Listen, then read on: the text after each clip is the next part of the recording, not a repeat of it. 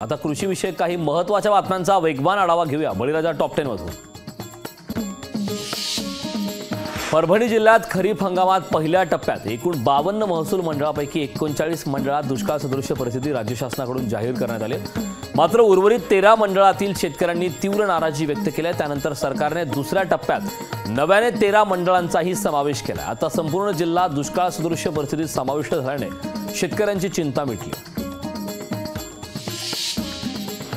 वाशिम जिल्ह्यात कृषी विभागाकडून रब्बी हंगाम 2023-24 मध्ये 1200 हेक्टरवर ज्वारीची पेरणी होईल असा अंदाज वर्तवण्यात आला होता। मात्र प्रत्यक्षात सरासरीपेक्षा 200 हेक्टर अधिक क्षेत्रावर ज्वारीची पेरणी झाली आहे। रब्बी हंगामातील ज्वारीला यंदा चांगला भावही मिळतोय। बाजार समित्यांमध्ये ज्वारीला सध्या 2400 ते 2500 रुपये प्रति क्विंटल इतका भाव मिळतोय। तर किरकोळ बाजारात ग्राहकांना ज्वारी 4000 रुपये प्रति क्विंटल दराने खरेदी करावी लागते। त्यामुळे शेतकऱ्यांना या उत्पन्नातून चांगलाच फायदा होणार आहे। पंढरपूर जिल्ह्यात ऊसाची कमतरता असल्याने यंदाचा हंगाम लवकरच संपेल अशी शक्यता होती। मात्र पंढरपूरच्या श्री विठ्ठल सहकारी साखर कारखान्याने 108 दिवसात तब्बल 8 लाख मेट्रिक टनाचे यशस्वी गाळप करून विक्रम केलाय। सरासरी 10.63 उताराने 8,11,450 क्विंटल साखरेचं उत्पादन झालं। खरीप हंगामात तूर पिकांची काढणी तसेच रब्बी हंगामातील हरभरा काढणीला प्रारंभ झालाय। उन्हाळी हंगामातील भुईमूग, उन्हाळी सोयाबीन आदी पिके घेण्याच्या अनुषंगाने तयारीचं चित्र हे जिल्ह्यातून दिसून येतंय। शेतमशागत सुरू आहे तसेच बियाणांची जुळवाजुळव केली जाते। कुडाळ तालुक्यातील डिग्रस सुर्वेवाडी परिसरात गेले काही दिवस गवारड्यांनी थैमान घातलाय। भात शेतीसह चवळी, मका, उडीद, कुळीथ, मिरची, भुईमूग आदी पिकांची नासधूस केली। गवारड्यांनी मोठ्या प्रमाणात नुकसान केले त्यामुळे शेतकरी वर्ग हतबल झाला। नुकसान भरपाईची मागणी शेतकरी करतात। केंद्र सरकारकडून बाजार समितीच्या बाबतीत घेण्यात आलेल्या नवीन धोरणांचा पश्चिम महाराष्ट्रातल्या बाजार समितीकडून विरोध करण्यात आला। सांगलीच्या कृषी उत्पन्न बाजार समितीमध्ये पश्चिम महाराष्ट्रातल्या बाजार समिती प्रमुखांची बैठक पार पडली। यामध्ये या कायद्याला विरोध करण्यात आला। वाशिम जिल्ह्यात तुरीच्या बाजार भावात चढउतार सुरूच असल्याचं चित्र बाजार समित्यांमध्ये पाहायला मिळतंय। वाशिम बाजार समितीत तुरीला प्रति क्विंटल 9000 ते 9785 रुपये असा भाव मिळालाय। वाशिमच्या तुलनेत मानोरा बाजार समितीत 9 ते 10,000 रुपये इतका भाव असून मंगरुळपीर बाजार समितीत तुरीला सर्वात कमी दर मिळाला।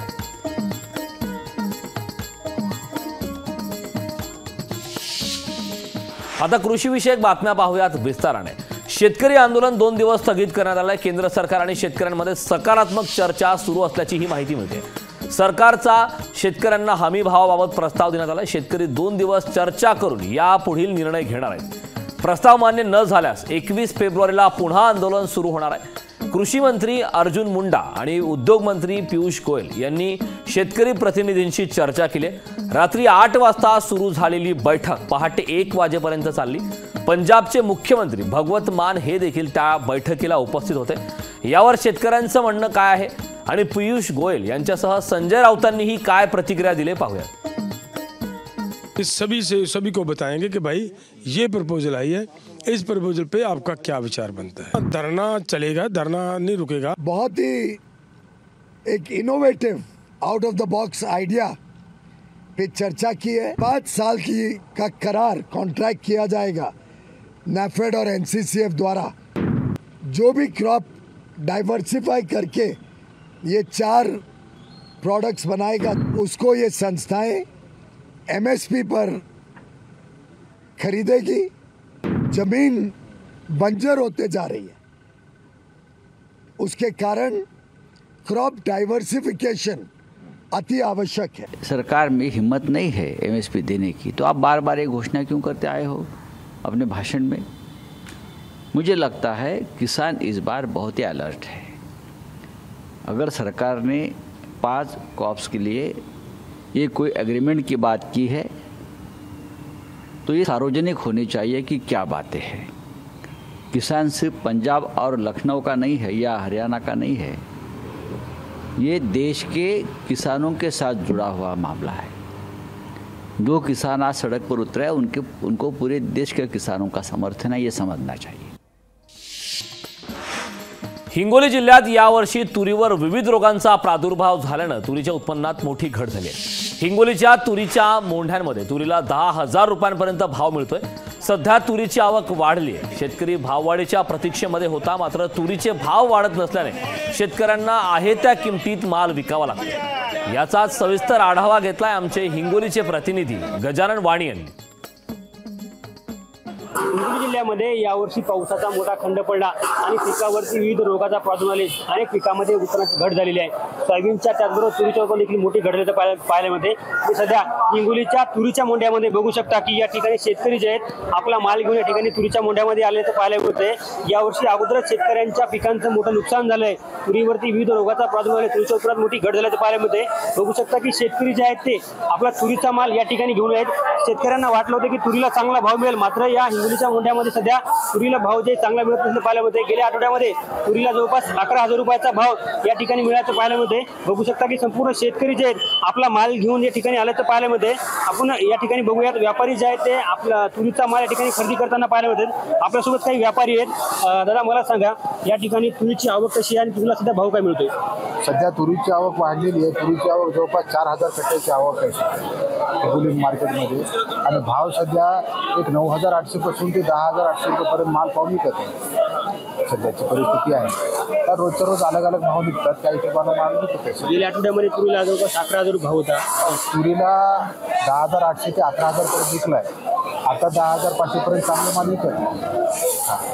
अगोदरच्या आठवड्यामध्ये तुरीची थोडी आवक कमी होती, मात्र आता मोठ्या प्रमाणात शेतकरी जे आहेत ते मुंड्यामध्ये तुरी घेऊन आले। कसं बघताय इकडं? नाही, तुरीचं कसं आहे की तुरी शेतकरी माल पाहून म्हणजे जेव्हा भाव वाढलेले असतात तेव्हा शेतकरी माल विकतात, कमीमध्ये माल विकत नाही। त्याच्या काय रोजच्या रोज भाव कमी जास्त असल्यामुळं शेतकरी थांबत नाही। आता चना येतोय उद्या, लोक माल विकत आहेत भाव पाहून। 10,000 रुपयाचा भाव कमी नाही, 10,000 चांगला भाव आहे। आवक चांगली आवक चांगली आणि अजून खूप आवक कंटिन्यू राहील। आपण जर बघितलं तर हिंगोलीच्या मोढ्यामध्ये सध्या तुरीची आवक मोठ्या प्रमाणात वाढल्याचं पाहायला मिळते। कॅमेरामन राजेश सोबत गजानन वाणी, लोकशाही मराठी, हिंगोली। सांगलीच्या आटपाडीच्या मानगंगेच्या पूर्वेकडील गावांमध्ये सध्या पाण्याची भीषण परिस्थिती आहे। जनावरांना पिण्याच्या पाण्याची सोय नाही। आंबेवाडी, बोंबेवाडी, पिंपरी खुर्द, उंबरगाव, पुजारवाडी तसेच तालुक्याच्या पश्चिम भागामध्ये असलेली गावं विभूतवाडी, कुरुंदवाडी, गुळेवाडी, पडळकरवाडी या गावांमध्येही पाण्याची भीषण परिस्थिती आहे। टेंभू योजनेच्या 6व्या टप्प्यांमध्ये या गावांना मंजुरी आहे, परंतु अद्याप कोणतेही काम या गावांमध्ये चालू नाही। गेली 30 वर्षे हा आटपाडी तालुका हा पाण्यासाठी संघर्ष करतोय, पण तालुक्यात टेंभू योजनेचं पाणी येऊनही तालुक्यामध्ये पाण्याची भीषण परिस्थिती निर्माण झाली। त्यामुळे अद्याप किती समस्या या गावांना टँकरने पाणी पुरवणार असा सवाल आता केला जातो।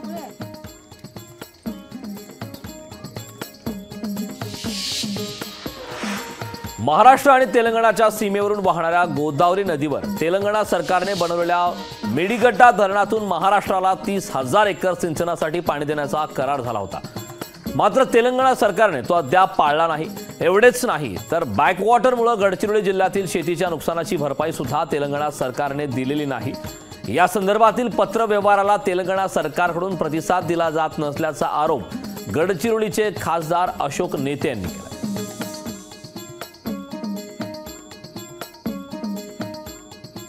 साताऱ्यातला पश्चिम घाट परिसर म्हणून समजला जाणाऱ्या पाटण तालुका आणि याच पाटण तालुक्यातील 2 प्रकल्प शासनाचे महत्त्वपूर्ण आहेत आणि हे प्रकल्प हे विशेषतः पाटण तालुक्यातील पश्चिम घाट परिसरामध्ये शासनाने साकारलेले आहेत। या मेळाव्यात नक्की काय विषय झाले ते त्यांच्याकडून जाणून घेऊयात। मोठ्या प्रमाणावरती वन्यजीवांची संख्या वाढली आणि या वन्यजीवांच्या संख्या वाढ झाल्यामुळे शेतकऱ्यांचे जे नवीन प्रश्न निर्माण झालेत, शेतकऱ्यांना जीवन जगणं मुश्किल झालेलं आहे। मोठ्या प्रमाणावरती गावं सोडून तरुण वर्ग शहरांच्याकडे जाऊ लागलेला आहे आणि शेती ओस पडलेली आहे आणि ही ओस पडलेली शेती जर अशीच राहिली तर या ठिकाणी मनुष्यवस्ती कमी होऊन शेतीचं सुद्धा फार मोठ्या प्रमाणावर नुकसान होणार आहे आणि इथले